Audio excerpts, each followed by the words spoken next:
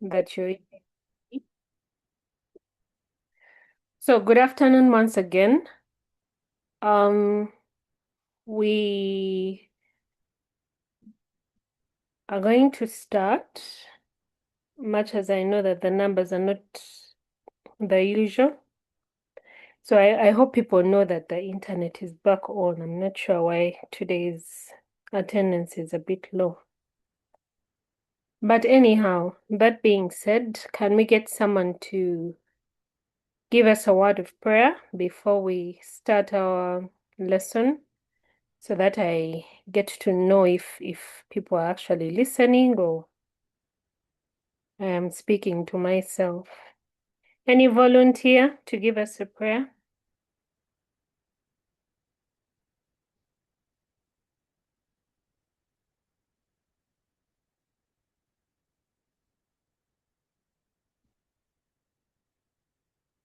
Okay, no one wants to pray. Oh, people are not hearing me. Yes, Julie.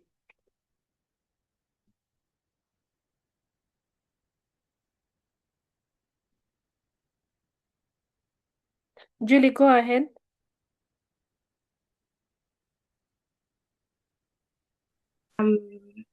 Good afternoon. Good afternoon. So let's pray. In the name of the Father and the Son and the Holy Spirit, Amen. Almighty Lord, as we are going to study, I pray that during this lesson we are able to understand whatever the teacher is going to teach us. Send us your Holy Spirit unto us and guide us and enable us to pick everything and remember everything and to grasp. We pray for your Spirit to guide us, to give us the attention that we need to listen carefully. Amen. Amen. Thank you very much, Julie. So today's lesson is going to be on prose.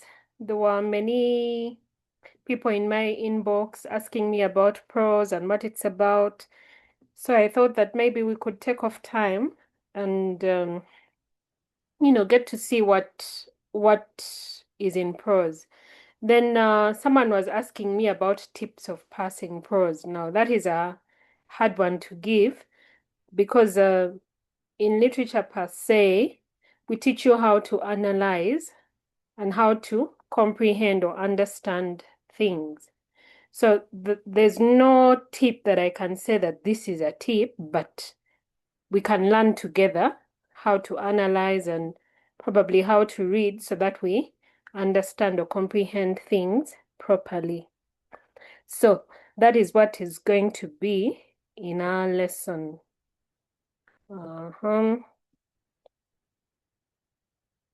Okay, so maybe before I continue, I'd like us to share what is prose, because I don't think this is the first time you people are meeting this word prose. Anyone who wants to tell us what prose is? What do you understand when someone talks about prose? Yes, Elaine.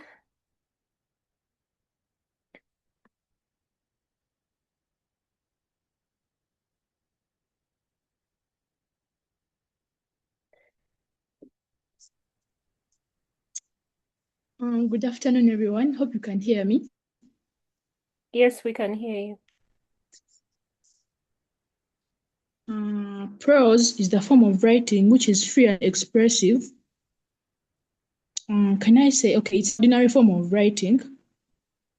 It is divided into two, fictional and non-fictional. Whereby fictional involves imaginative storytelling and non-fictional just consists of real life circumstances or accounts. Okay, good. Thank you very much.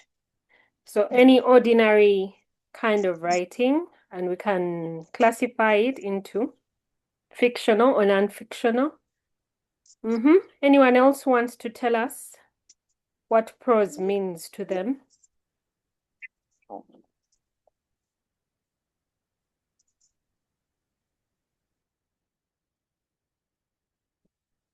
Anyone else?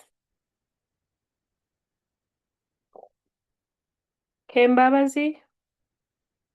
Okay, Julie, your hand is up. Please go ahead. Prose is a form of writing. That is like for me, what I think about prose is like the most creative form of writing. Since the past speaker said it depends. It has both of what fiction and non-fictional, so it means it's creative. For example, it has the genres, it has the essays, the articles, short stories, novels, plays. To me, I find like it can be prose. It can be divided into paragraphs, sometimes like dialogues, stories, and sometimes true or the fiction. Yeah. Very good. Okay. So she has added to our definition. It has paragraphs. She has also given us some examples. I hope people are noting down what um, they've had. So, in my simple terms, writing that isn't poetry is actually prose. So anything that hasn't been written with rhyme, with meter, compressed lines, it has paragraphs, then that is prose. It's an ordinary form of spoken or written language without rhyme or meter, because rhyme and meter are characteristic of poetry. And like Julie put it, there are many examples. You have novels, short stories, newspaper articles, essays. So this normal way of writing that we are usually reading, that is what prose is. And you'll find that in literature, it because literature is the study of the written word, then it is very important for us to study prose. And prose comes in any form.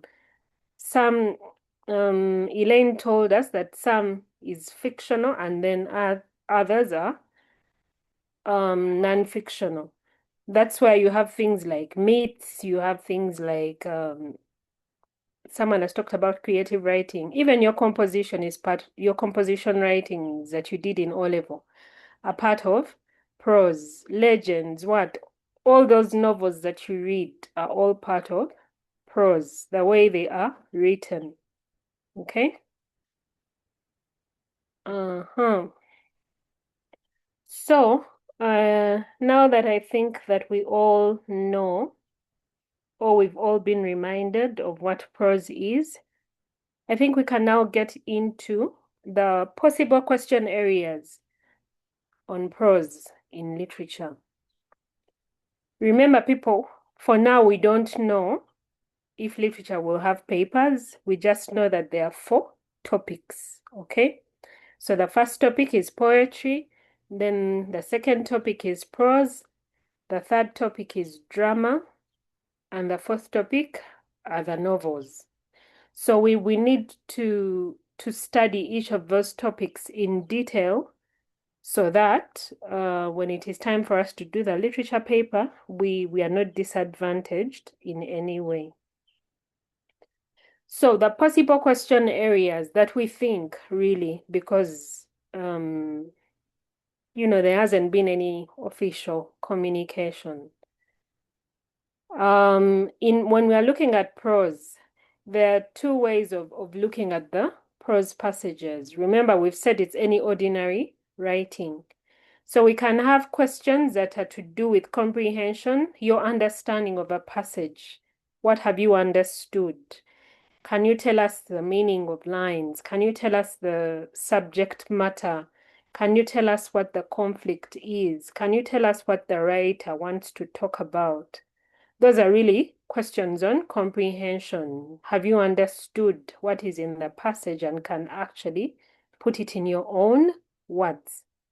Then we also have questions that are purely literature. Okay, so we're going to see those as well. We'll start off with the questions on comprehension. And here, I'm going to be speaking a lot on each of these bullets. So just get somewhere to write. And if there's a question, please don't hesitate to raise your hand. Okay? So, we can be asked about the title. You'll find that you'll be given a passage, and chances are high that that passage might not have a title. They might not even put for you where it has been got from, but in most cases, they'll put for you whether it's a newspaper, article, or they'll just put for you the author. And then they'll ask you to give a suitable title. But you can only give the title after you have read the passage more than once, so that you know what is it talking about. And because of what it's talking about, then which title can I give it? So you need to read at least 2 times before you actually determine which title you're going to give a passage. And the title cannot just be, maybe the passage is talking about corruption, and you say that a suitable title to this passage would be, or is, sorry, a suitable title to the passage is, and then you put quotation marks, and then you just write corruption, one word. It is not enough. What exactly is the author telling us about corruption? So if it is a story, and maybe you have, recently we have just undergone elections. So maybe one of the MPs who failed to go through is talking about the corrupt things that happened in their constituency. And maybe that is a newspaper article that you have been given. It is not enough for you to just say that the article is on corruption. So maybe you'll talk about a suitable title to this passage is recent corruption in the 2026 elections. So the title must be comprehensive, okay? Don't just use one word. Then, subject matter. I think in the previous lessons, I've said a lot about subject matter. What is the passage about? Sometimes they'll ask you about what views the writer is trying to put forward, or what is the impression the writer is giving you in the passage. So there you know that your focus is supposed to be on what the passage is about. Are they speaking positively about maybe HIV/AIDS? Or you could even just have a story, and in that story, someone is talking about maybe female genital mutilation. We all know that that is a practice that people don't want to subscribe to. It is not something good.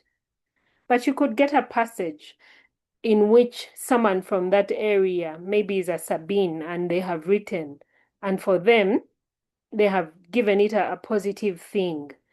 Then you have to know what exactly to write in your paper. So you must read for you to be able to comprehend or understand, so that you're able to state what the subject matter is. Okay, so I hope that is clear. Without reading, you cannot pass the prose section, okay, because it's not about guesswork. All the answers are right in front of you, so they're just testing. If this person has something in front of them, can they pick out what is necessary and leave whatever is not necessary? So it will be important for you to read the passage at least 2 times. That is minimum, so that you can then talk about the subject matter. You can talk about the writer's views or impression. Okay. Then another possible question area is on conflict. Now we all know that there's no book or article or essay that is written without conflict. Actually, if we had books that did not have conflict, then, literature would probably be boring. So what when you're reading a passage, what conflict is being looked at. Now, this is where I want whoever hasn't written anything down at least to write something. When we are looking at conflict, we look at two types of conflict. We have the intra-conflict, that is INTRA, and then we have the inter-conflict. Inter is INTER. So sometimes you can get a passage and someone is described as just sitting there, but as they are sitting there, they are having a conversation in their head. Maybe they are at a crossroads, they need to take a decision. So they're asking themselves, if I did this, what would happen? But you know, the voices are in the mind. Then that is intra-conflict, conflict within yourself. So within a character, that is intra-conflict. And for prose, we usually get that if we're just given someone's thoughts or feelings. Okay? Then inter-conflict is between a character or a group of characters and other outside factors. So it could be between a character and another character. It can be between a character and a group of people. It can be between a group of people and an idea. Okay? For example, you could have a story where you have teenagers in class and maybe they're against bullying. Okay? So you can then talk about that inter-conflict between the teenagers and the bullying that is happening to them. Maybe they want to strike because the bullying in school is too much.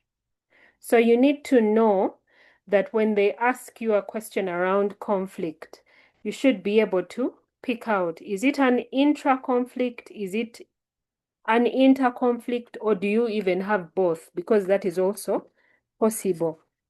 You might have a story where a person is thinking so much about something, but even as they are thinking about it and, you know, conflicting within themselves, they also conflict with other people. So you need to know that in literature, we will look at both inter-conflict and intra-conflict. And of course, when you pick those out, you earn marks on impression. Okay? So I've talked about title, I've talked about subject matter, I've talked about conflict. I've also talked about the writer's views or impression. Then another question area is on social issues that are raised by a passage. You'll find that even if you get the UNEB question bank, you'll find that the prose passages that are there usually raise social issues. Now, social issues can also be like themes. Like, what are those things in society that are being talked about in the passage? Julie, I'm coming to you in a moment. Just hold on. So, social issues could be whatever is affecting society. People could be talking about hypocrisy. People could be talking about betrayal. People could be talking about, government vices or bad governance or things like that in the passage that you are reading. So you should be able to read the passage and get what social issues are being raised in the passage. Okay, Julie, can you ask your question? I would like you to please explain again on conflict. It's my first time hearing that, so I'm wondering what is it all about?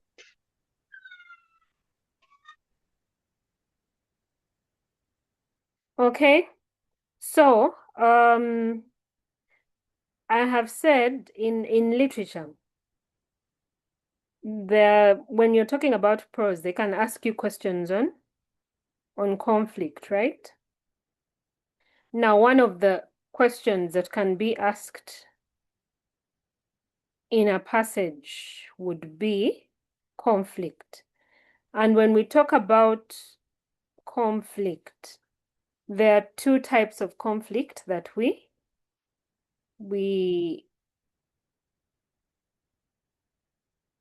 look at in literature.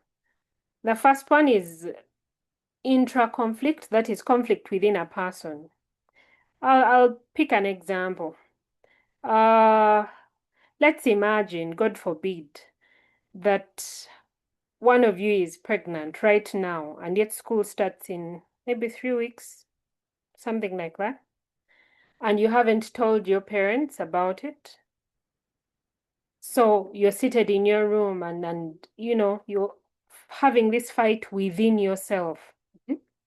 And maybe you're asking yourself, now what am I going to do? Should I tell my mother? If I tell her, what is her reaction? So you begin to kind of psychoanalyze your mother's reaction. Maybe she'll get a stick and beat me, or she's going to kill me, or she's going to accept me, and we plan together and see the way forward.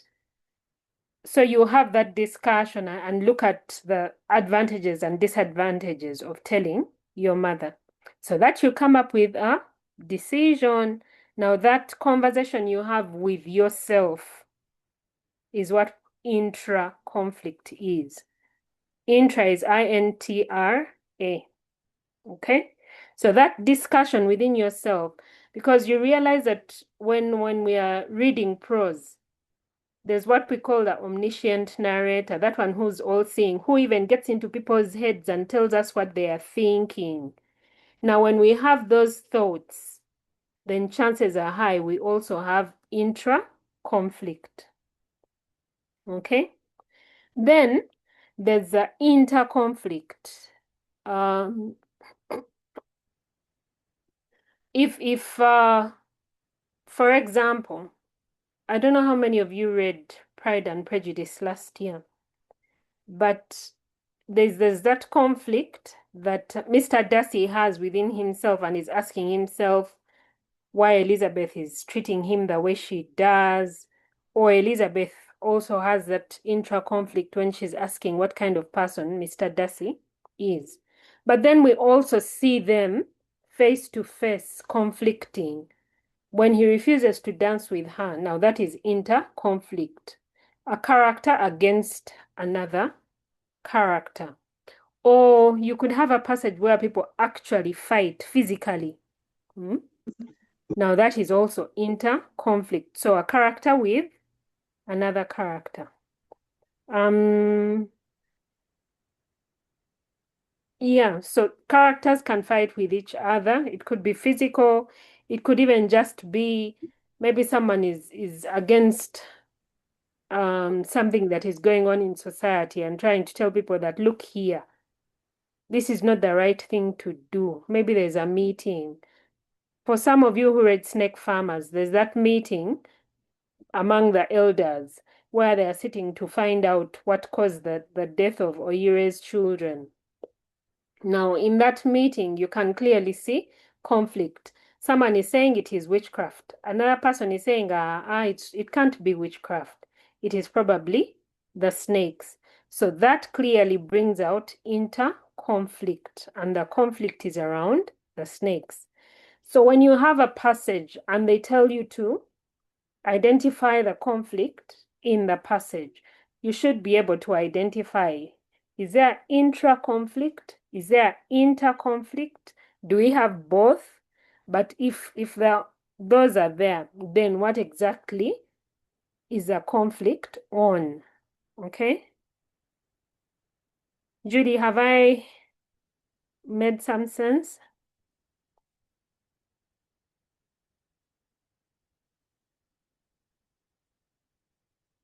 Okay, I don't know if Julie is still on.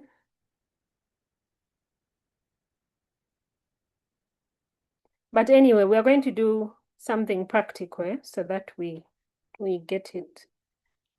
Then still under comprehension, you can also be asked for the meanings of words or phrases. So you must be able to understand for you to know what what a word means or what a phrase means. Okay? So ensure that when you're reading the passage, the prose piece that you get, there are those things whose meaning is not what you see, but you have to interpret. So usually those are the lines they'll bring for you and ask you for the meanings of the words or phrases. So you need to understand the passage. It is possible for you to have a word and in the passage it is exactly the opposite of what it usually means. So your comprehension, your understanding is going to be very critical when you're doing prose. Okay? Allow me to continue. We're going to go practical a bit on a prose passage or two so that we actually see. Okay? So, like I've said, some questions will be comprehension questions, but then other questions will be purely literature questions. So you need to carry along your literature analysis to be able to help you understand and answer certain questions on prose. Okay? You need to know your language and style, right? In terms of if you have a passage, what kind of words are used? Do we have lots of adjectives? So if there are lots of adjectives, that means chances are high there is description. And sometimes those adjectives paint, a very clear picture. So the description is not just description, but vivid description. If they use words that paint a picture, you should be able to know that is visual imagery. Or if they use words that bring out sound, then visual imagery. If they use words that make you kind of feel on your skin, then you're looking at all those other forms of imagery, tactile, motile, etc. So you need to know about the language, the register, those are the words used. You need to know what parts of speech. If there are many nouns, if there are many adjectives, what does it mean? If punctuation, if there's a lot of exclamation marks, then what does it mean? If there's a lot of question marks and there are no answers, then you're talking about rhetorical questions and things like that. So your analysis of language and style needs to be spot on when it comes to prose. Then another possible question area is on irony. Either last week or the other week, someone defined for us irony and talked about it being the opposite of what is expected. So you're reading a book and someone is claiming how a person is dressed very decently, and yet from the description, maybe they've said this person is wearing a very short skirt that is slightly under their hips and it has a slit in front, and maybe their top stops somewhere near the navel, and they are wearing these 6-inch maybe shoes. What are descriptions? Okay, so from that description, it is clear that this person is not decent, but the person who has seen them in the story is actually calling them decent. Then you need to be able to analyze and know that is an irony that is being expressed.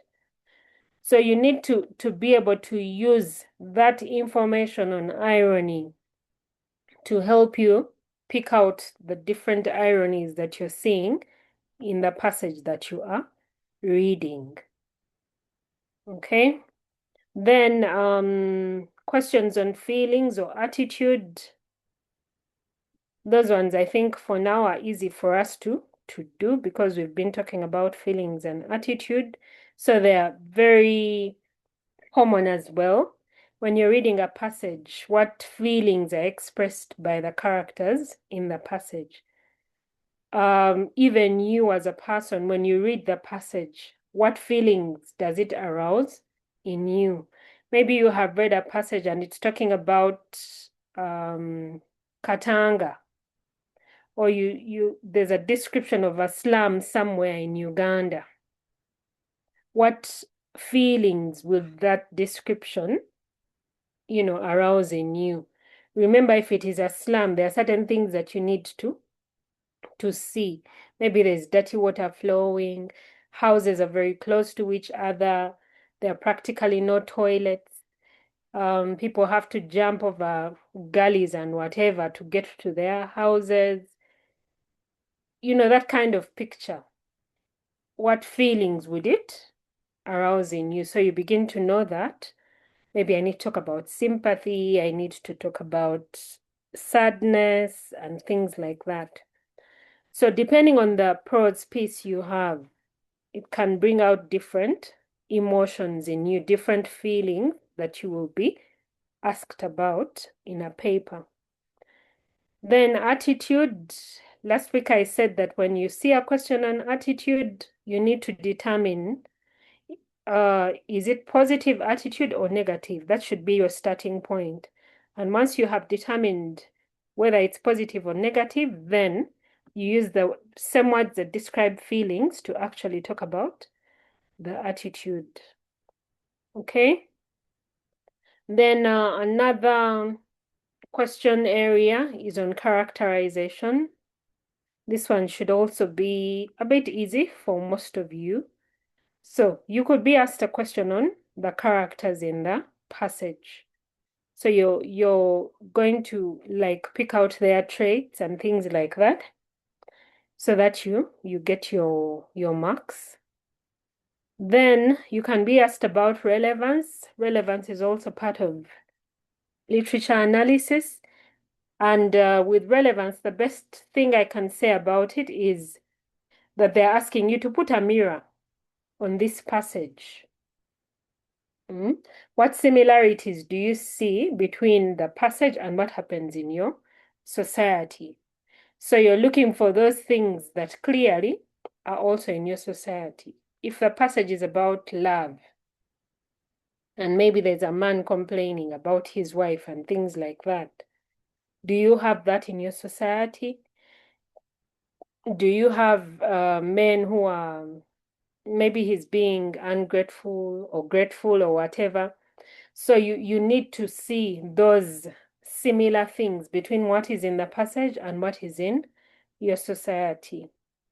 So you're kind of putting a mirror.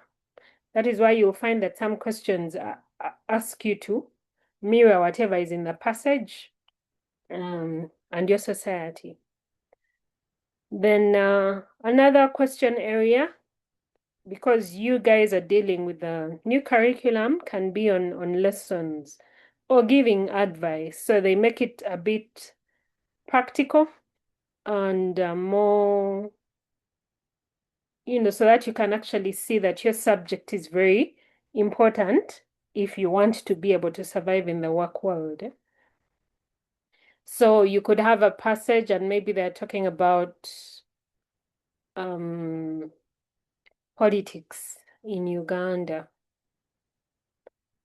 So what lessons do you learn from there? And then maybe someone is saying, maybe if I stand to be MP, then I know that it is possible for me to lose, so I need to prepare that. My life, in case I lose, what next? It shouldn't be the end of the world. Or they're asking you for what advice to give a particular situation that is in your passage. So you need to be able to apply whatever knowledge is in the passage to ensure that you fit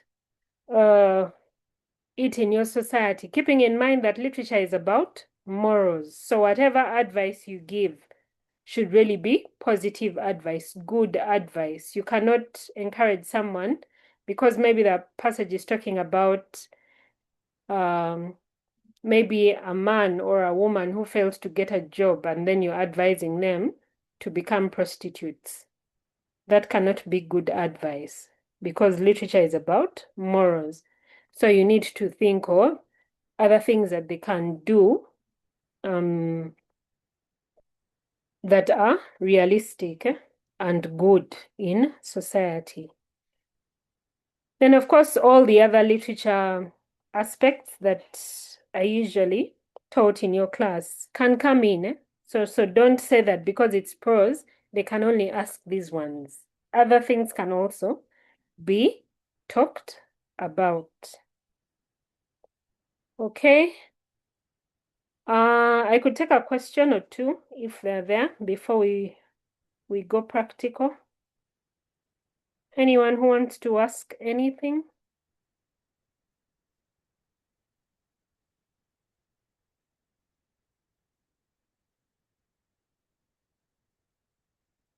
Are we still on, or people have left? Okay, since no one is raising their hand, maybe you should tell me a bit about this picture before we get practical. It is on aspects of language and style. Someone could pick out any aspect that they see and tell us about it. Okay, you never know who you're helping to get a new aspect.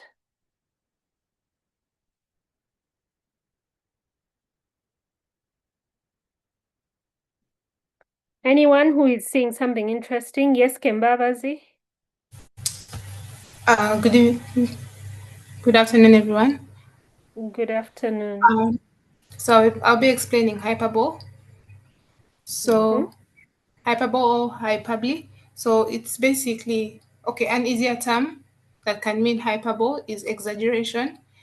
An example is everyday words. Like, for example, someone can hyperbole their hunger by saying, "I haven't eaten in a thousand years." That's an exaggeration to show some. Okay, hyperbole is used to show in different types of prose. Some prose it's used for humor, others it's used for emphasis. Yeah. Good. Okay, thank you. Anyone else wants to tell us about something they've seen? Yes, Julie. Well, I'm going to do onomatopoeia. What I know about Okay. it, the use of words, like it imitates the sound that is being made. Like for example, the buzzing of a bee. Like as the bee is moving, it's buzzing. So that sound is being made by the bee. It's onomatopoeic, like something like that. Okay. Also, splashing of water, popping of champagne. Yeah, like that. Very good. So onomatopoeia is to do with sound. So if you're reading a prose piece and someone is talking about zzz, and they've put so many Z's together, then yes, they want you to get that sound of bees, and that probably the noise that is being made is a bit low, and things like that. Okay, so it's a sound device, very important in style. Anyone else who wants to tell us about something?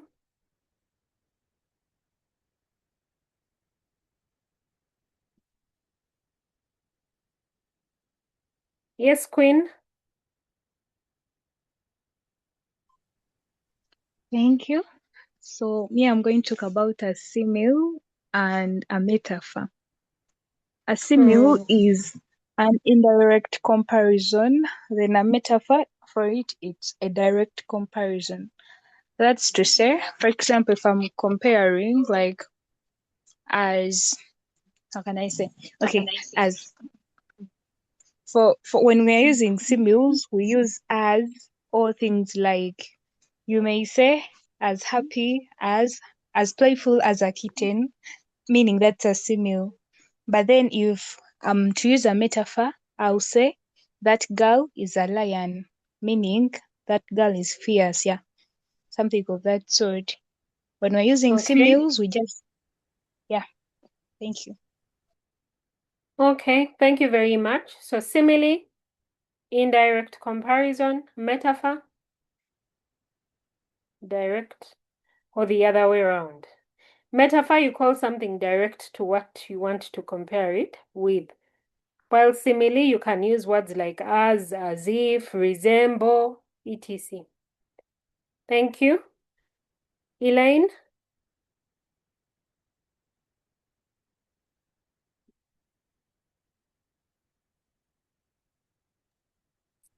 Elaine, your hand is up.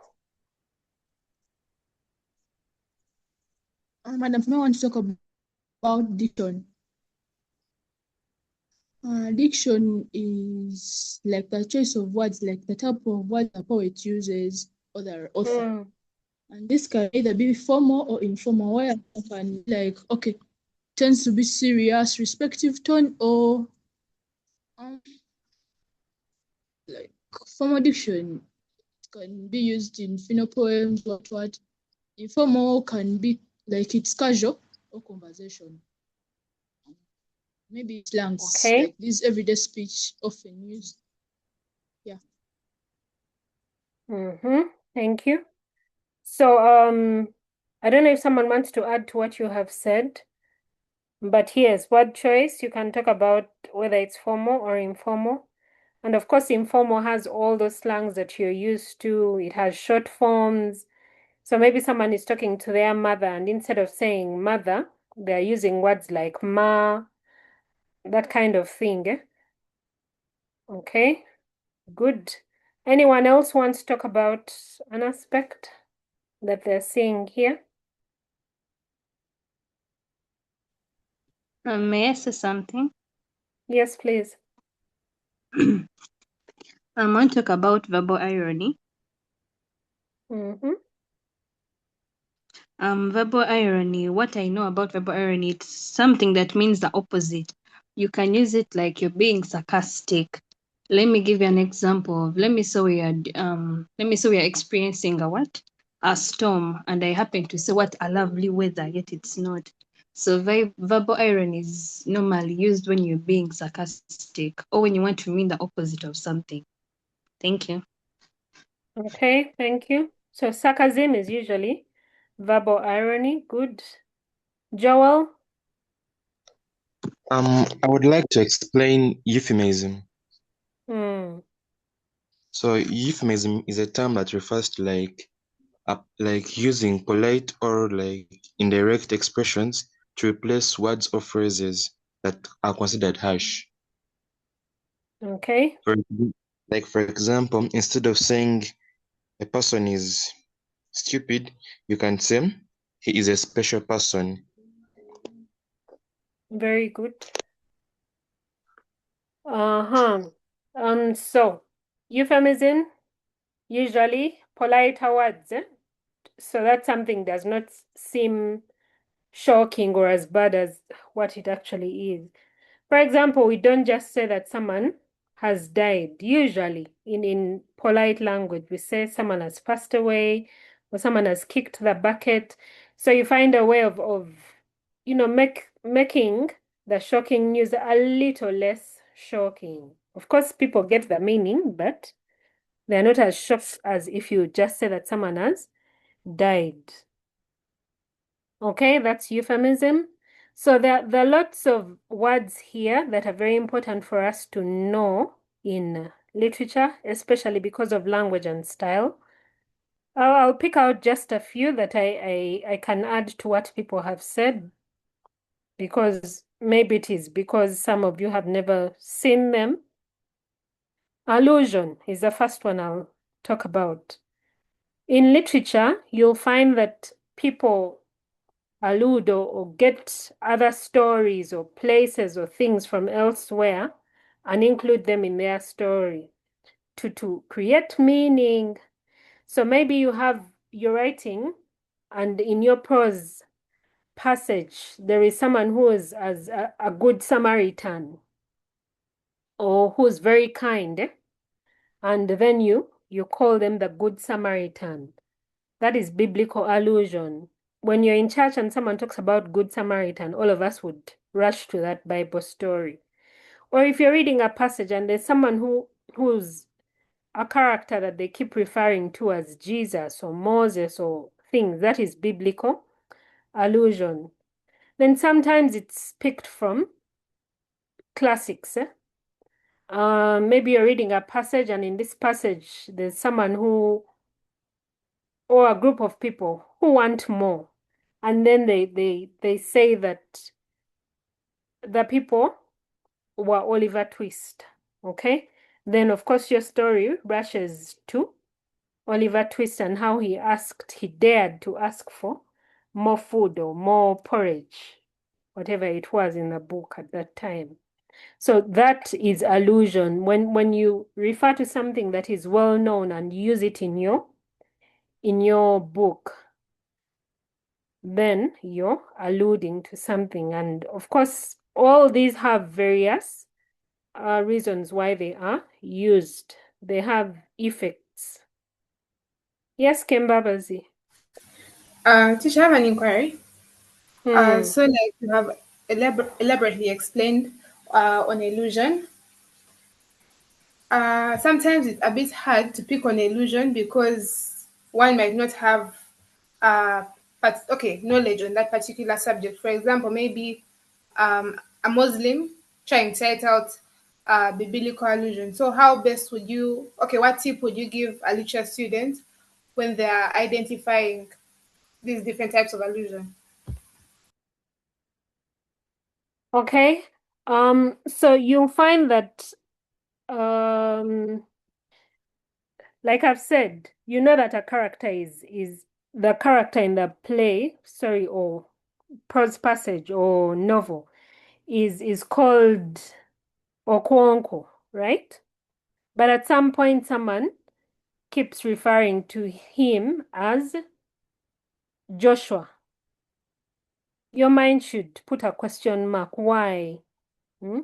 What is so important about this Joshua person that they think that Okonko is Joshua?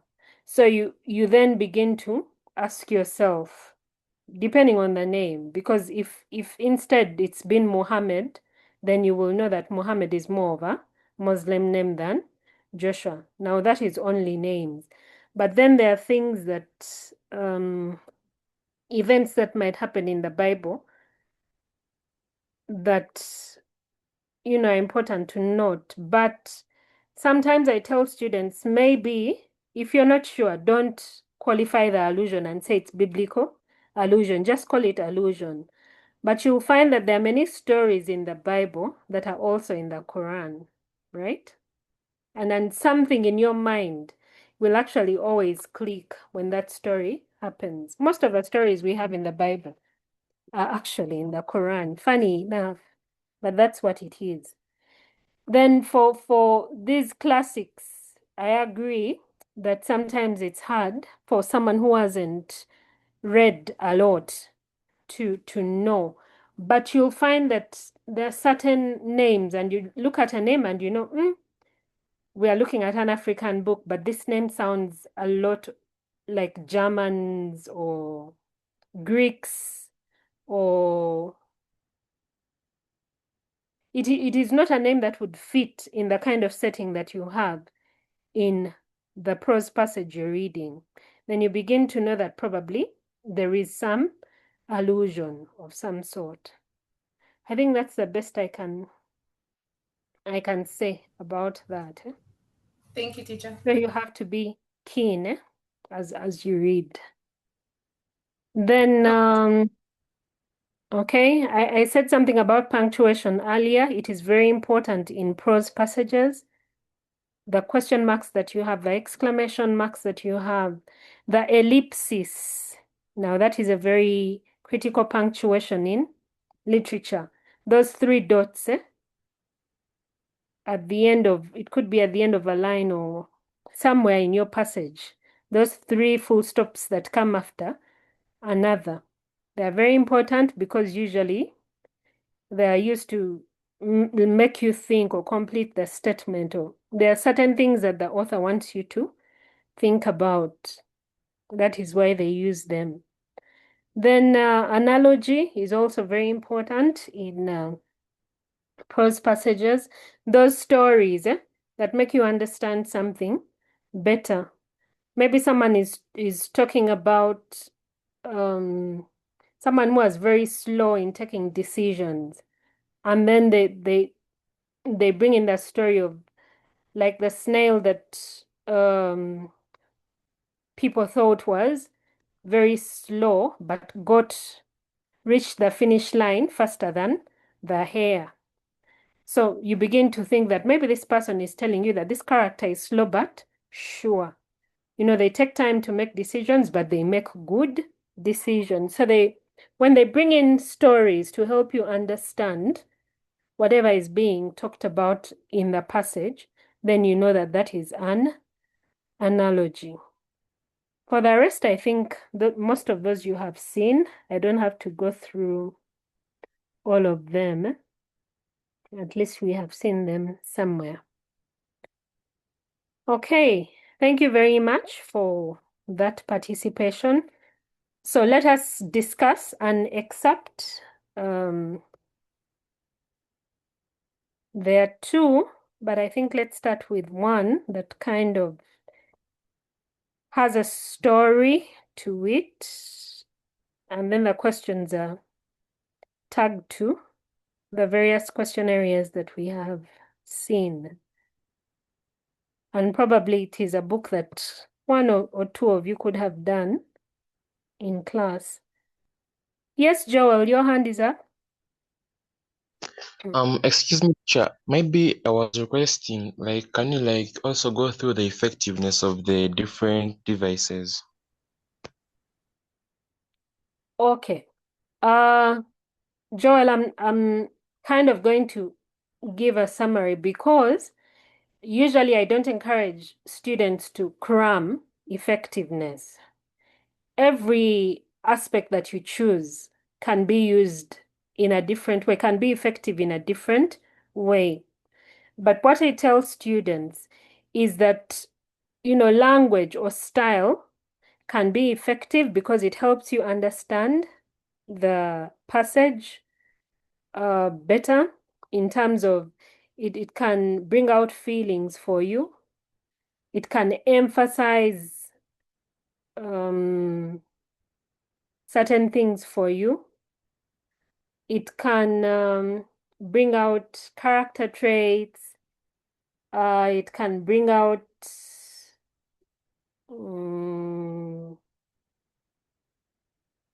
can teach lessons. It can develop the storyline. So if for example, you have punctuation that keeps being used, maybe you have rhetorical questions, so the question mark keeps appearing. Okay, maybe it's pointing out to the dilemma this character is in. So that becomes the effectiveness. When we give each aspect an effectiveness, some of you are going to cram that and stop at that. And yet it might not necessarily be true because each style comes with a different effectiveness. And sometimes you might see that something is being emphasized and another person sees that maybe it's just bringing out a theme. So it's about your ability to create, or it could just be creating a mood. So many exclamation marks can bring out maybe shock or surprise or things like that. So I don't know. I hope I've done something there, but don't cram effectiveness. That's what I'm trying to say. Take each aspect differently and try to analyze so that Okay, thank you, you teacher. get the effectiveness. Okay, you're welcome. Right. So this is a passage that I want us to look at. Some of you could have come across it. I don't know how many of you have read The Voter in your classes. Can we get someone to read for us?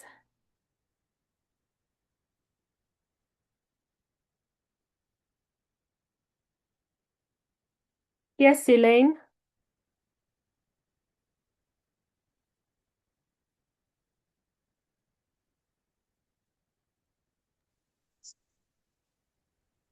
You can hear Elaine, me? yes. Yes, we can.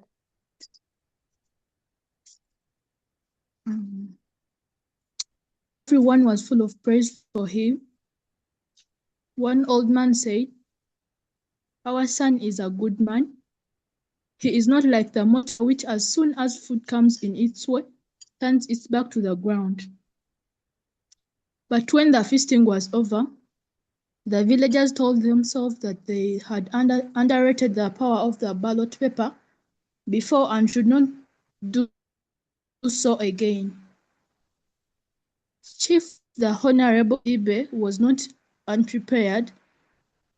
He had drawn 5 months' advance, changed a few £100 into shining shillings, and armed his campaign boys with eloquent little jute bags. In the day he made his speeches, at night his stalwarts conducted their whispering campaign. Ruth was the most trusted of these campaigners. In cost, we have a minister from our village, one of our own sons. He said to a group of elders in the house of Ogubfei Ezenwa, a man of high traditional title.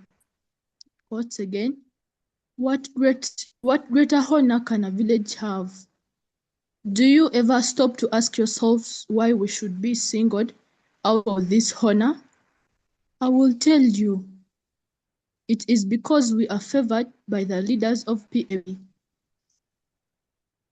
Whether or not we cast our paper for mark, PAP will continue to think of the pipe-borne water they have promised us. Besides Ruth and his assistant, there were 5 elders in the room, an old hurricane lamp with a cracked, sooty glass chimney without yellowish light in the end. The elders sat on very low stools on the floor, directly in front of each of them, laid 2 shilling pieces. Outside beyond the fastened door, the moon kept a straight face. "We believe every word you say to be true," said Ezeno.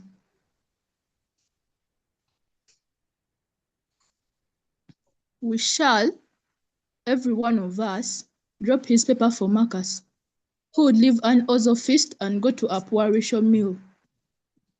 Tell Marcus he has our papers, and our wise papers too. But what we do say is that 2 shillings is shameful." He brought the lamp close and titled it at the money before him, as if to make sure he had not mistaken its value. "Yes, 2 shillings is too shameful. If Marcus were a poor man, which our ancestors forbid, I should be first to give him paper free, as I did before. But today Marcus is a great man and does his things like a great man. We did not ask him for money yesterday. We shall not ask him tomorrow. But today is our day. We have climbed the Iroko tree today and would be foolish not to take down all the firewood we need." Ruth had to agree. We had lately been taking down a lot of firewood himself. Only yesterday he had asked Marcus for one of his many rich robes and had got it. Last Sunday, his wife, in brackets, the teacher that nearly got him in trouble, close the brackets, had objected, open the brackets, like the woman she was, when Ruth pulled out his 5th bottle of beer from the refrigerator. She was roundly and publicly rebuked by her husband. To cap it all, Ruth had won a land case recently because, among other things, he had been Tifa driven to the disputed site. So he understood the elders about the firewood. And that's the end of it. No, it actually. Okay. We're going to read the tasks. Now, thank you very much, Elaine, for the reading. We're going to read through the tasks. What we have just done is really what you're supposed to do when you get your prose passage. You first give it the first reading, and then just to get a feel of what is in the text, then you read through the tasks so that now you come back to read again, but knowing what answers you're supposed to look out for. Remember, we've said that part of the questions are comprehension questions. So they're looking for your understanding of the passage.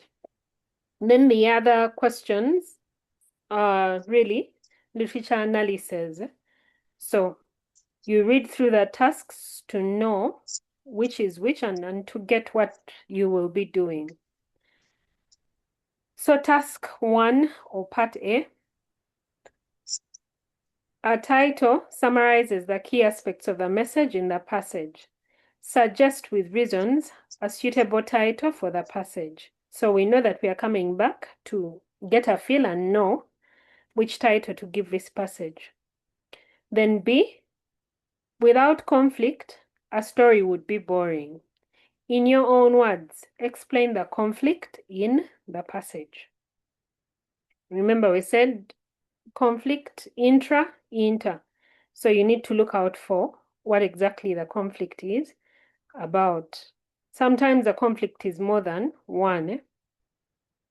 Then C, authors tap into our emotions, making us connect with the story on a deeper level. What feelings does the passage arouse in you? So we also need to look out for the feelings that we are getting as we read this passage. Then D, give the meaning of the following as used in the passage. They are highlighted, so we'll see them as we go back. Then E, without words, literature would not make sense. How effectively does the author use language and style to develop the message? And then, so we are looking for aspects of language and style. Then finally, given what is in the passage, what message would you give the elders in your community about elections? So this is really a practical question. So we are looking for advice or relevance. Okay, so we're going to go back up. The first thing is to look for a possible title. But as we go up to look at the title, who can tell me in their own words, what have they got from the passage? What is this author telling us about? What event is the author telling us about?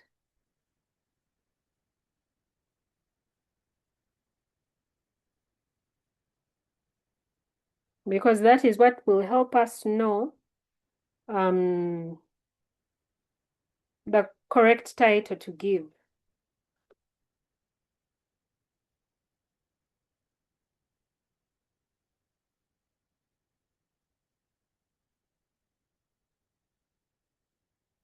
Do we need a second reading?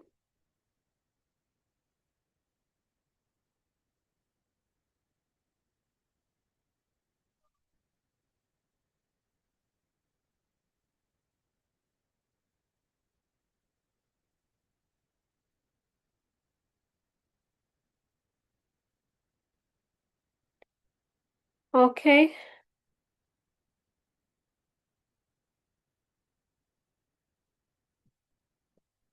Allow me to read a second time so that I hope it will help anyway. Everyone was full of praise for him. One old man said, "Our son is a good man. He's not like the mortar, which as soon as food comes its way, turns its back to the ground." But when the feasting was over, the villagers told themselves that they had underrated the power of a ballot paper before and should not do so again. Chief the Honorable Marcus Ibe was not unprepared. He had drawn 5 months' salary in advance, changed a few £100 into shining shillings, and armed his campaign boys with eloquent little jute bags. In the day, he made his speeches.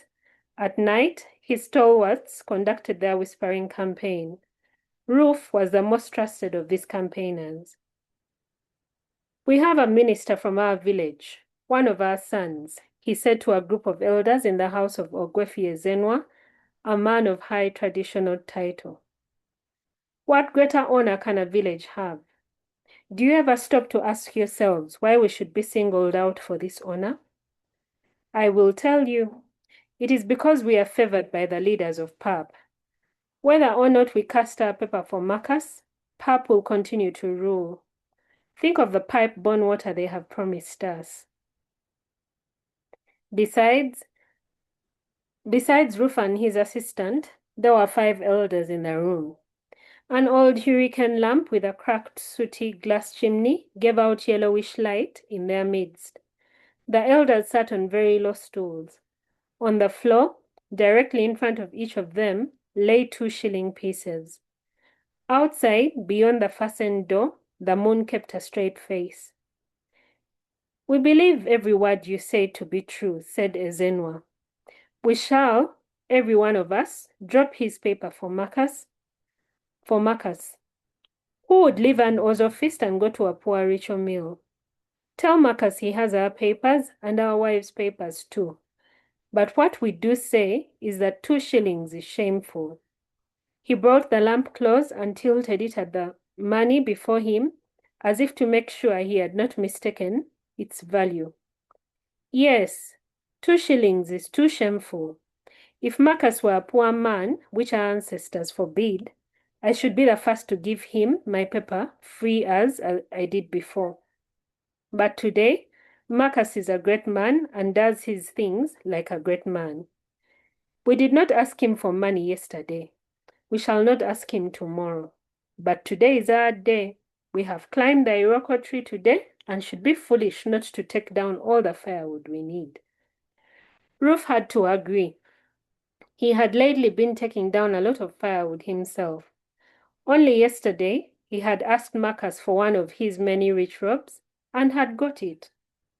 Last Sunday, Marcus' wife, the teacher that nearly got him in trouble, had objected, like the woman she was, when Ruth pulled out his 5th bottle of beer from the refrigerator. She was roundly and publicly rebuked by her husband. To cap it all, Ruth had won a land case recently because, among other things, he had been chauffeur-driven to the disputed site. So he understood the elders about the firewood. Okay? So that is our passage. What title would we give it, and what is the conflict?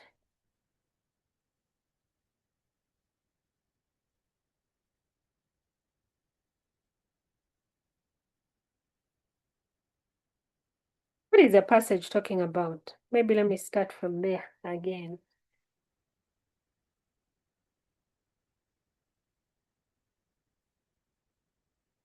Anyone to tell us what they've understood?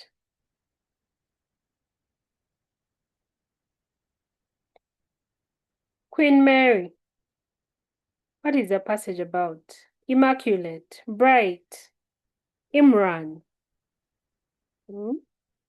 What is the passage about?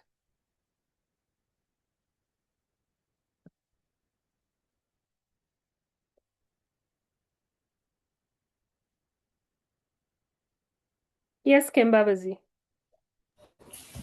Okay, so teacher, from what I'm picking, from the extract of the voter, in the beginning, we have the elders, or rather the villagers, acknowledge Honorable Marcus Ibe, and gradually, in the next, okay, I don't want to say scene, but in the next paragraph rather, we see a conversation between Marcus Ibe and the elders who are in Ezenwa's house, bringing out a theme of corruption because the setting is night, since they say whisper at night his stalwarts conducted their whispering campaigns, and also the fact that there was mentioned, let's see, oh yes, the moon kept a straight face.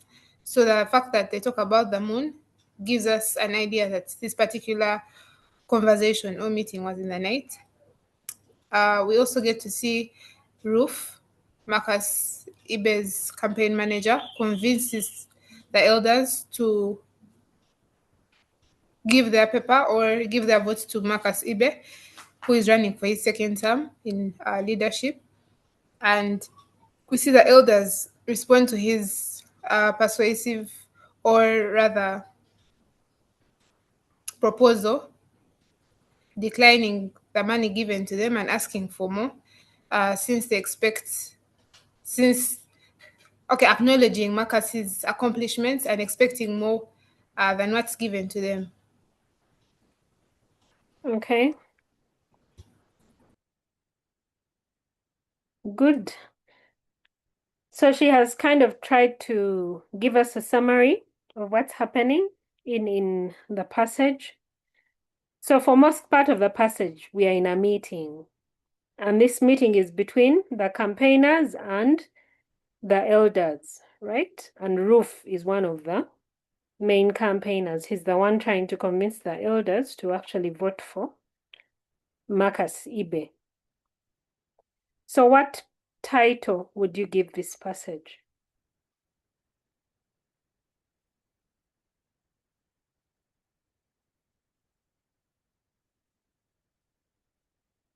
Hey, literature students, what's happening?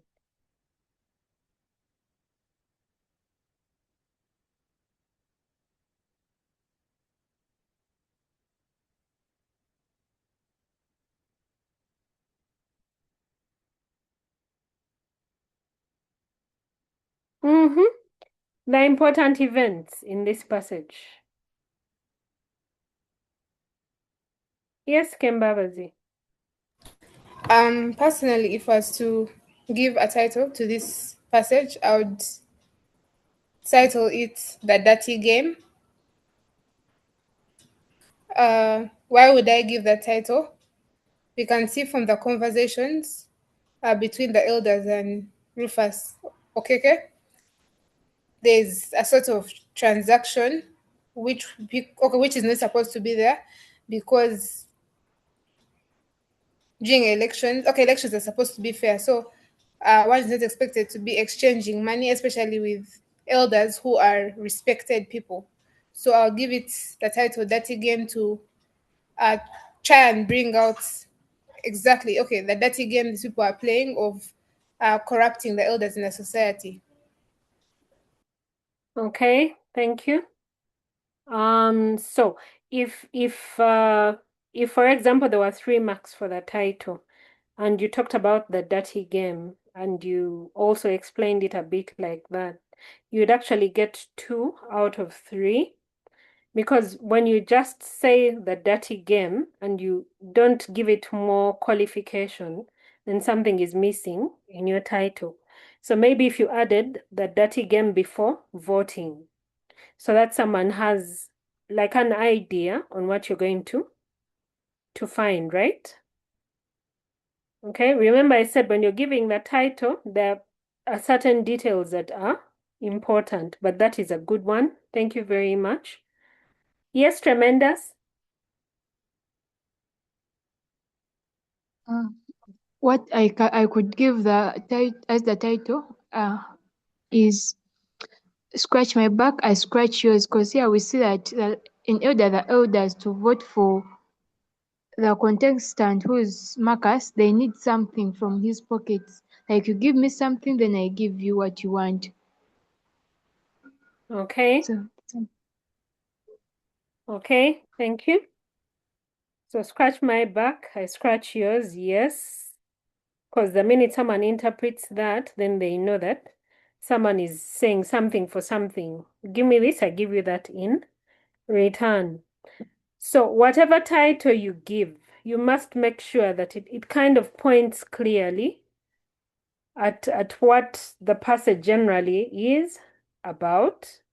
And then you must also go ahead to explain why you are giving that title, right?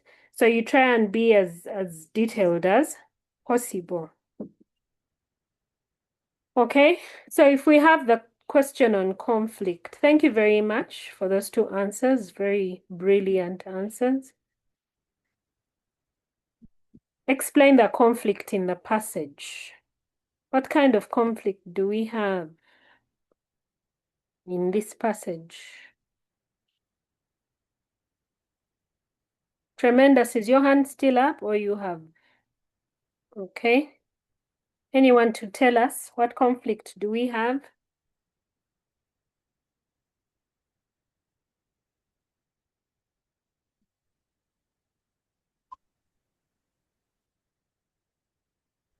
Um, may I say something? Yes, please, go ahead. I think it's the interconflict here. I think it's the interconflict because Ruth, the best campaigner of Marcus, is he's talking to the what? To the elders about how they're having a discussion. The elders want money and also Ruth wants their votes for Marcus. So I think it's the interconflict, since you said it's like a discussion between two people or a group of people. Yeah, so that's what I think. Very good. So we have the major conflict here is an interconflict between Ruth and the elders, but also interconflict between the elders and Marcus. So Ruth represents Marcus, right? Ruth has brought them money, but they feel this money is very little. So they're telling him to go back and tell Marcus that they need more money, much as they know that they will vote for Marcus, but they need more money from him because, in their opinion, he has now been able to make some money, so giving them 2 shillings is really not enough. By the way, were people given money in your home areas? Did you hear of any people being given money? What amount were they talking about, those who claim that they got money? Or why you people were not interested in the elections? Yes, tremendous. Some are saying that they got 10K and the shirt, then you bought the bus. So for some people, 10K, the t-shirt, and then means of transport. So these things are also happening in our society. So it's not a surprise that the elders here are asking for more. Okay? So, yes, that is a conflict. Thank you very much. So in your own words, you explain it. The elders are speaking to Ruth, but their conflict is really with Ruth's boss, Marcus Ibe, because he's the one who has sent him, and they want more money, the money that has been given to them to kind of bribe them to elect him, in their opinion, is not enough. It's not worth the person who has given it to them. Okay? So the conflict, if it is one conflict, you explain it in one paragraph. Just like if you talk about the title, you put the title on its own line in inverted commas, and then under, you can then explain why you would give that title. So you put the title in its own line, and then you give an explanation under. Yes, Kembabazi. Teacher Teddy, just an inquiry. When you are explaining or giving your answer under conflict, do you have to specify that it's an intra or inter conflict, or you can do without it and bring it out as you explain your point? When you mention it, you get more marks because you're giving an impression that you know the different conflicts that are there. So whether you mention it at the start or within your answer, you still get more marks for impression. If you don't mention it, you still get marks, but someone who mentions the type gets a bit more, maybe 1 extra mark, maybe. Okay? Yes, thank you, teacher. You're welcome. Okay, then C. Authors tap into our emotions, making us connect with the story on a deeper level. What feelings does the passage arouse in you? Okay? Usually when they ask you about your feelings as a reader, I like that question because there are many things that you can talk about. So I'm waiting for answers. What feelings does this passage arouse in you?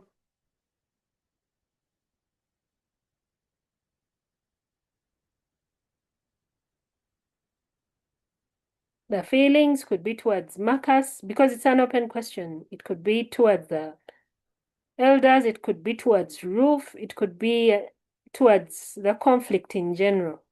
Yes, Kembabazi?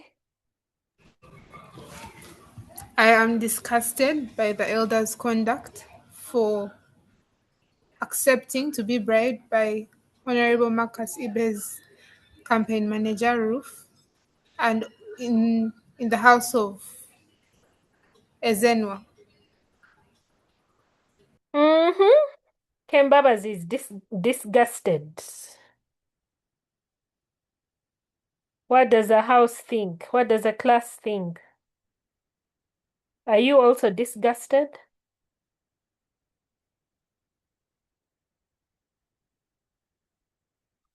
Anyone else who's disgusted? Yes, Queen.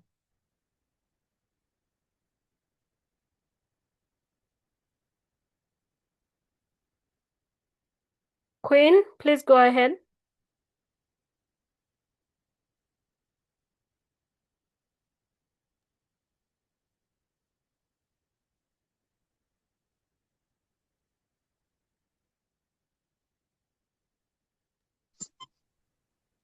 Madam, like for me, I'm not disgusted, but I'm just disappointed in the elders. Yeah, same explanation like in Mbabazi, but me, I would just be rather disappointed, not disgusted. Yeah. Okay. Why wouldn't you be disgusted, Queen?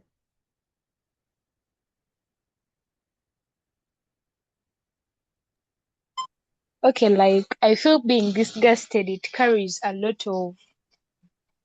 Okay, me personally, I think disappointed is better. Disgusted, it really shows that. Okay, I don't know how I can bring it out to be clear. Yeah, but a Okay, feeling thank of you very disgust much. is something. Okay. Now, I've asked that question. Kembabazi, you want to defend your answer?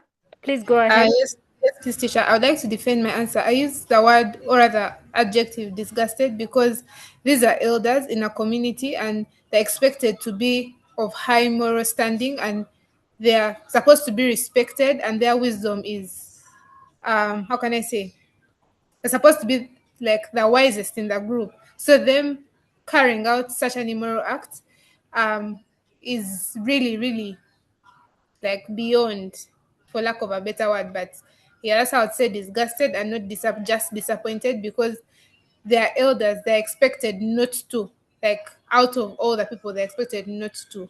Yeah. Okay, thank you. Yes, you're both correct.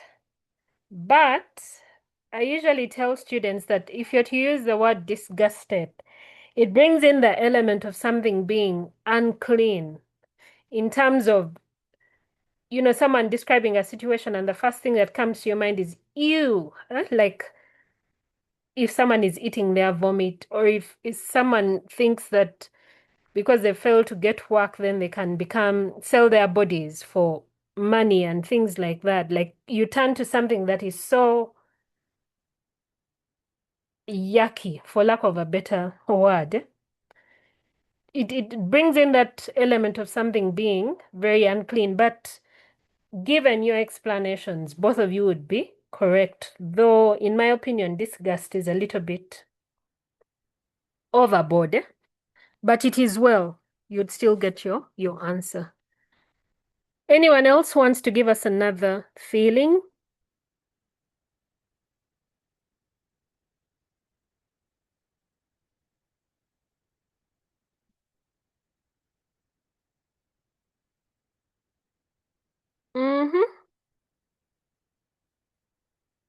I would actually be angry with the elders, because I'd expect them to even give back the 2 shillings, and make up their own minds on whether they should give Marcus Ibe their vote or not. They don't need to be bribed for them to vote for the person.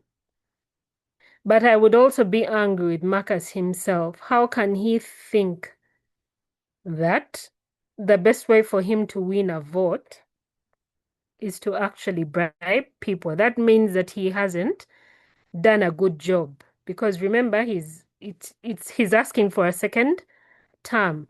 So if he believes that bribing people will actually get him that second term, yet in the first term he didn't even bribe them, he didn't give any money, but they voted for him. Now he's giving money, then there's a problem. I hope you can see where I'm coming from. Okay. I can also be disappointed in Roof. He seems to be a bit greedy,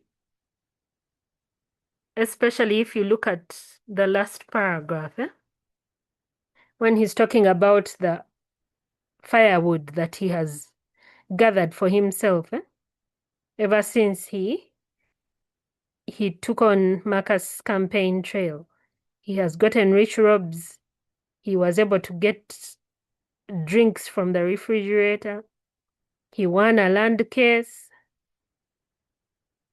So he's gotten a lot out of Marcus.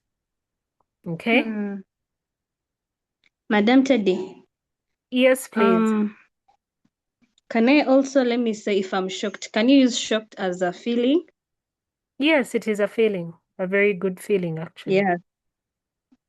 Yeah, so let me say, I am shocked by the what? By the elders' behavior. Because as elders, I expect you to be great leaders of the society. You want the best for your society. But instead, you're just looking at the money that they are giving you instead of the betterment of your what? Of your society. So yeah, that's how I bring in shocked. Very good. Okay. Any other feeling that someone wants to talk about?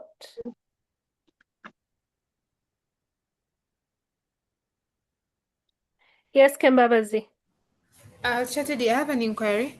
When you want to express the feeling of anger, do you say I'm angered or I'm angry at? Both of them would be okay. They're both correct English. Okay. So So if you okay, my say angered, then it would be by. I'm angered by whichever action. okay, Then angry with a particular person, but okay, you're angered by an action. okay. So in that case, I'm angered by the gullibility of the villagers. Very Uh, good. yeah, okay. Mm-hmm. Who still vote for who are still willing to vote for Marcus Ibe for a second term, yet after his 5-year term there's nothing to show for his leadership in Umofia. Okay, good. Right. Okay, so I think now we've gotten the hang of the feeling questions.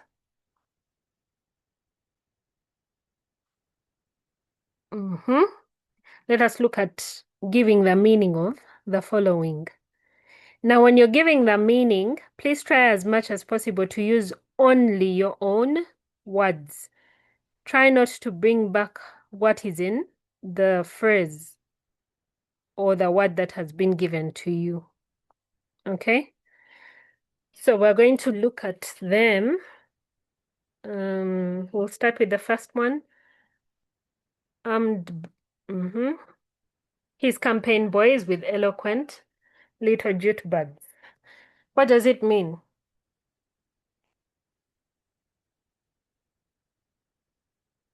So always when you have a phrase, you put it in context. That means you read the whole sentence.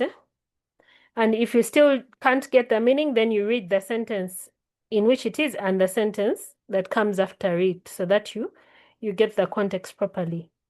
So he had drawn 5 months' salary in advance, changed a few £100 into shining shillings, and armed his campaign boys with eloquent little jute bags. In the day he made his speeches, at night his stalwarts conducted their whispering campaign. So armed his campaign boys with eloquent little jute bags. What does Marcus do?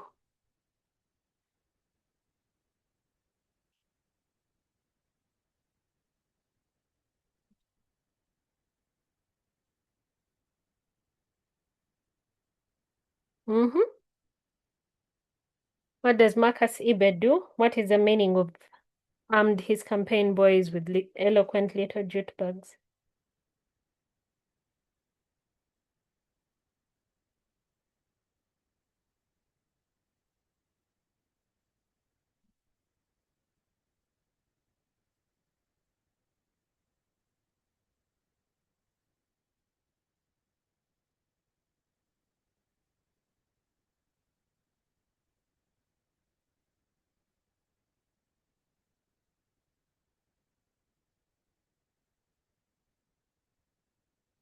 Yes, people, I'm waiting for you.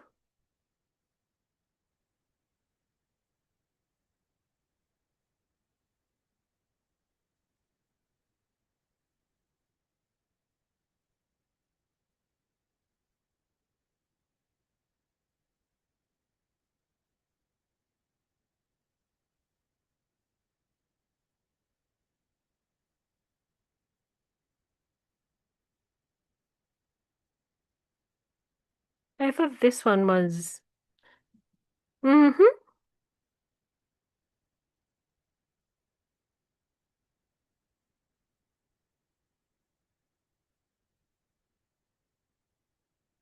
one knows, people.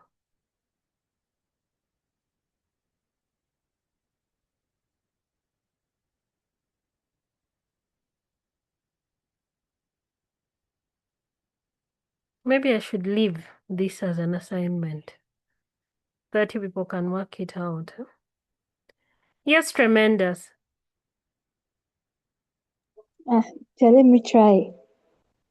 He handed over some coins in a wrapped.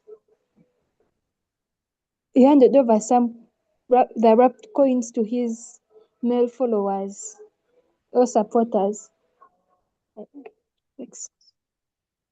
Okay. Have you used ChatGPT?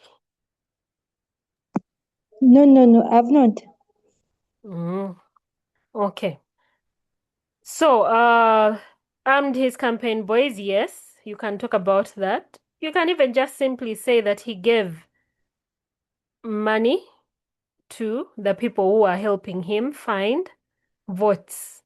Okay? So he gave money in could be wrapped or in bags or to the people who are helping him find or look for votes. Yes, Kembabazi. Okay, so Teacher Teddy, when it comes to this particular part in prose, in the question part, I struggle with this part a lot. How best would you advise a candidate to state their answer when they're giving a meaning from the passage, from the highlighted words in the passage? Okay, if it's a phrase like this one, armed his campaign boys with eloquent little jute bags, I'd say this phrase means that Marcus Ibe, so I use someone or something from the passage, right, to show that I have understood what the statement means. So I'd say that this phrase means that Marcus Ibe gave the people who helped him find votes money that they would give to the voters, okay? Or that they would use to bribe the voters. Okay? So you pick the phrase and then you put it in context, fit it back to where it is, and you try to give the meaning according to that line. If it's just a word, then I'd say, for example, if the only word that was asked is armed, then I'd say in the passage, armed, I give a synonym from the passage. Armed means gave, okay? And then I continue to say that Marcus gave his campaign boys money in little bags so that they would use it to bribe the voters. Okay? So if it's just one word, you can give the synonym first, and then you go ahead to tell us now, according to the context, what exactly it would then mean. Kembabazi, I hope I've made some sense there. Yes, please, teacher. Thank you so much. You're welcome. Okay. The moon kept a straight face. Let's do that second one and then we move on. What does it mean? Outside, beyond the fastened door, the moon kept a straight face.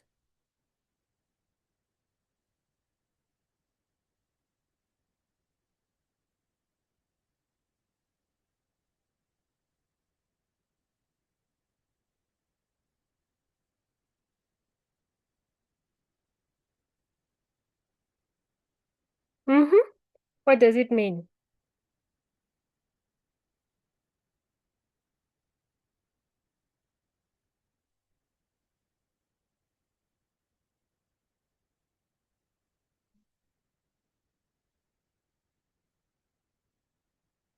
When something keeps a straight face, what is it doing? Let's start with the literal meaning. Then we take it to the moon and we see.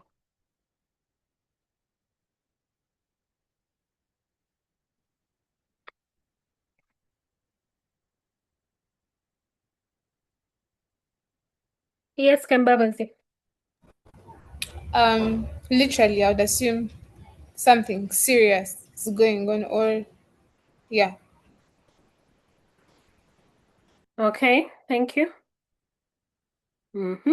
Something serious. Usually you keep a straight face when you don't want to show any emotions. Now, remember, these guys are behind a fastened door.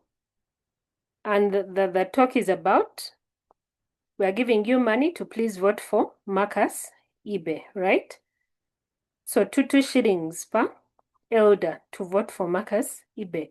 So whatever is happening is bad because it's really corruption, really, that is happening within these closed doors. So they are telling us that outside, beyond the fastened door, the moon kept a straight face, like the moon looked normal, like there was nothing wrong going on, right? And yet, in reality, all that was happening behind the fastened door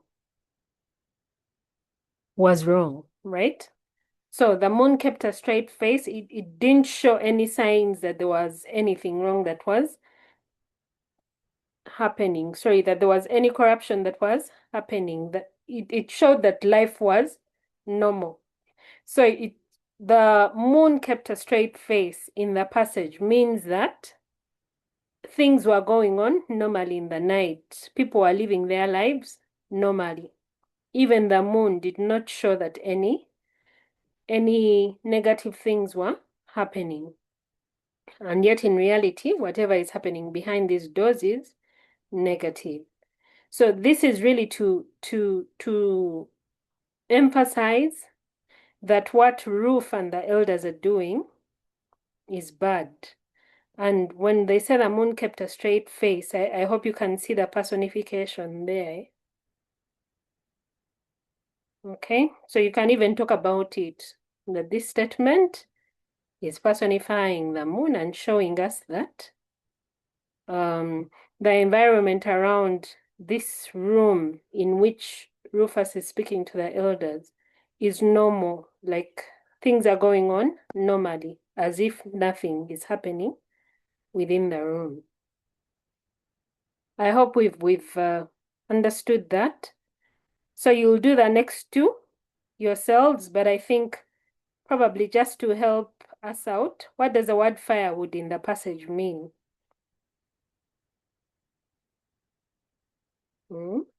We have climbed the Iroko tree today and would be foolish not to take down all the firewood we need.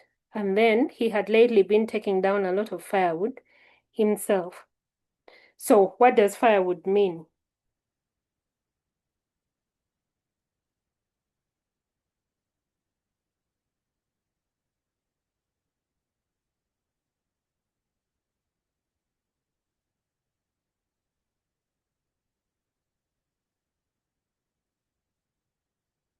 Yes, tremendous.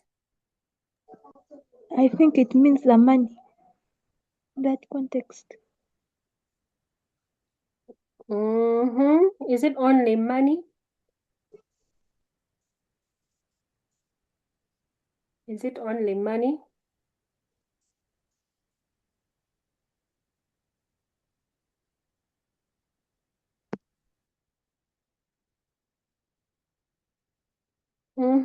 Class, what do we think? Is firewood only about money? Yes, Kembabazi. Shall also think of benefits. Very good. So, firewood are benefits. Benefits could be in terms of money, they could be in terms of material stuff, like Rufus refers to the rich robe that he got. He refers to the 5th bottle of beer as firewood. He refers to the defeat in the land case as firewood. Okay, so now that we know what firewood means, then we can be able to answer the rest of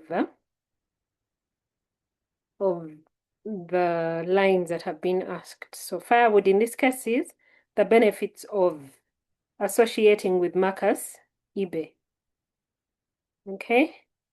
Then part E, how effectively does the author use language and style to develop the message? So we are now looking at language and style. And maybe we'll go paragraph by paragraph.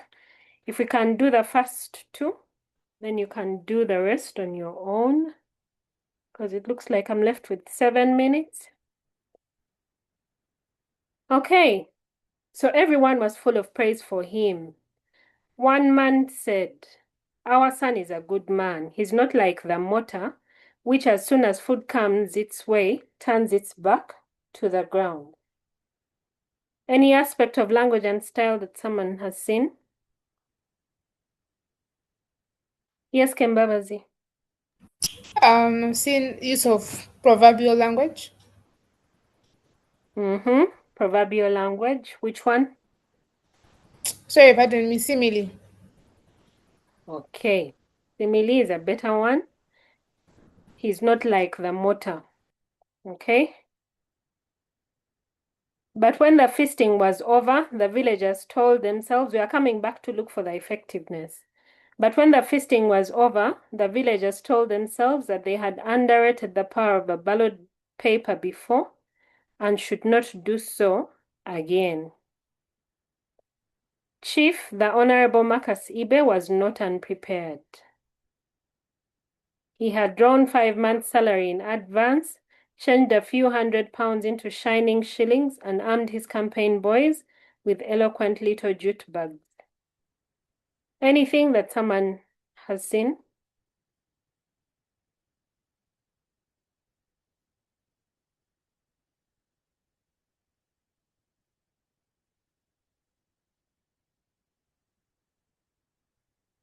Anything?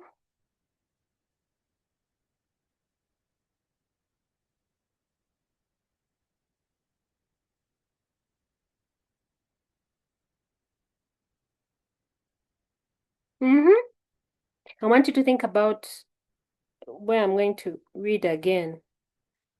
Not that I don't know, but there's something that this is called.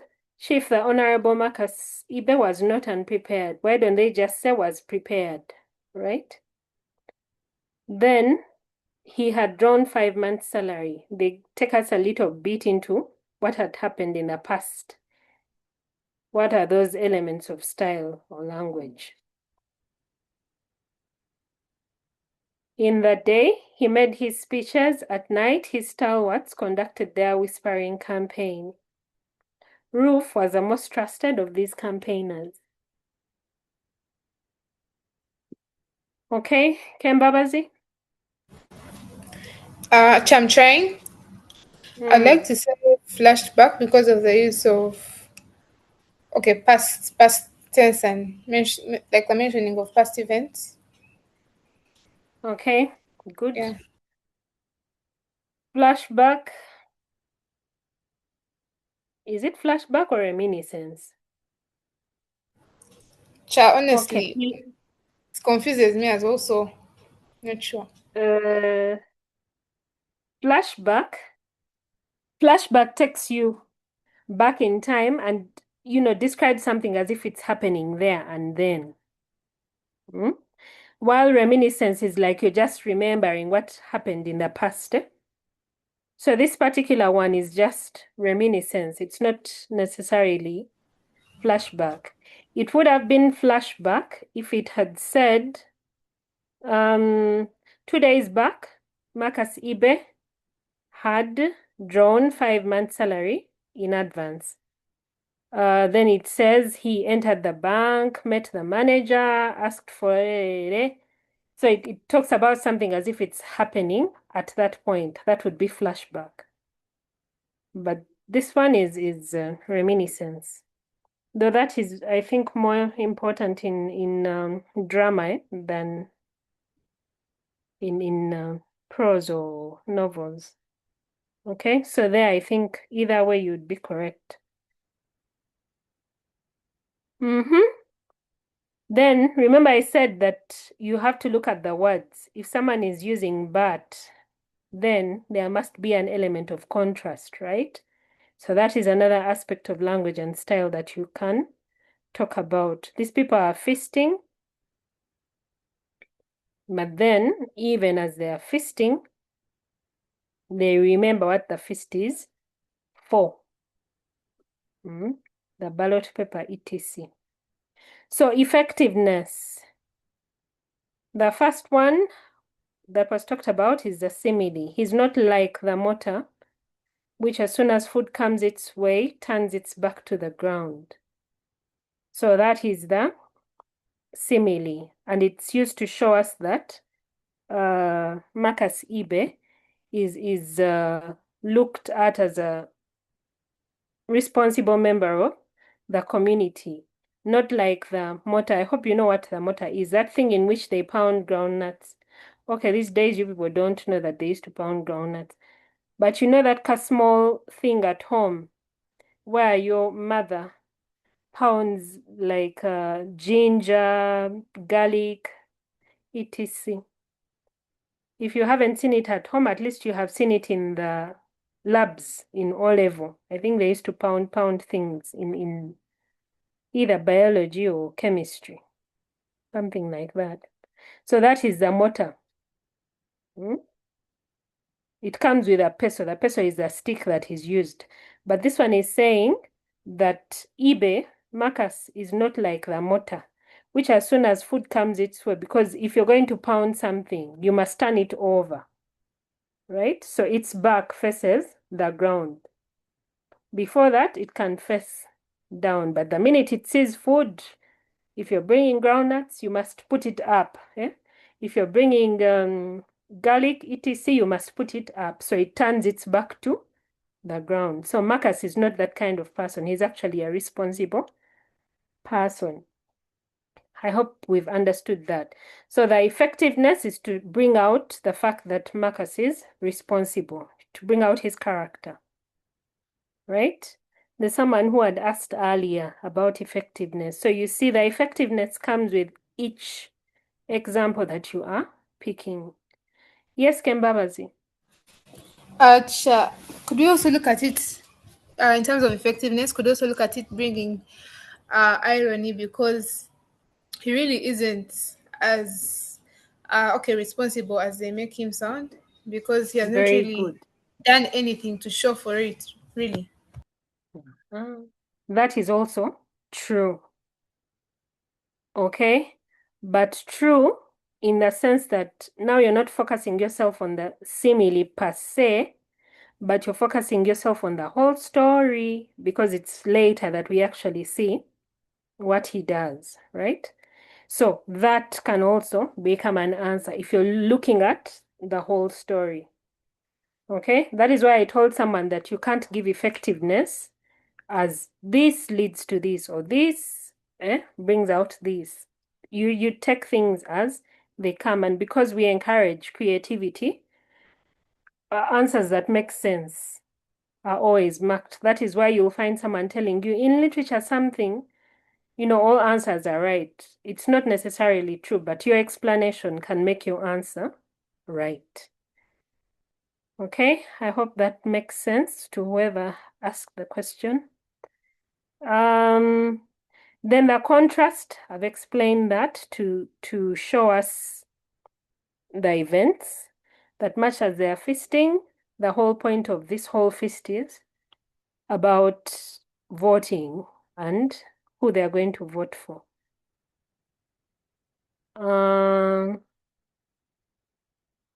We also talked about reminiscence to show us how corrupt Marcus is, because he had thought about it earlier, that let me withdraw money so that I can be able to pay these people. So in that sense of using reminiscence, it brings out character of Marcus. Okay, let's quickly, it is actually 4. But anyway, what have I been trying to show us? That usually when you're analyzing for language and style, even for other things, it is best that you go paragraph by paragraph, especially in prose, because that is when you'll be able to see the answers. Okay? So, of course, when you go to the next paragraph, it begins with dialogue. Already, you have an aspect of language and style. We have a minister from our village, one of our own sons. The effectiveness can be to bring out Rufus as a good campaign manager, because he knows which lines to use. He tries to show the people that, we are also important. We even have a minister, so it would be good if you vote for this person again. But it could also even show the character of Marcus Ibe. Okay? And then you can go on to what greater honor can a village have? Do you ever stop to ask yourselves why we should be singled out for this honor? I will tell you, it is because we are favored by the leaders of HAP. So all this dialogue is to show us how Roof is a good campaign manager. He's persuasive. Okay, he can easily convince. And in the long run, as he's using these words, he also shows the gullibility of the elders. Because yes, much as this is being said, there's nothing to show that Marcus Ibe is actually a good leader. So it is best that you go paragraph by paragraph for you to be able to pick out the answers properly. Okay? Any questions?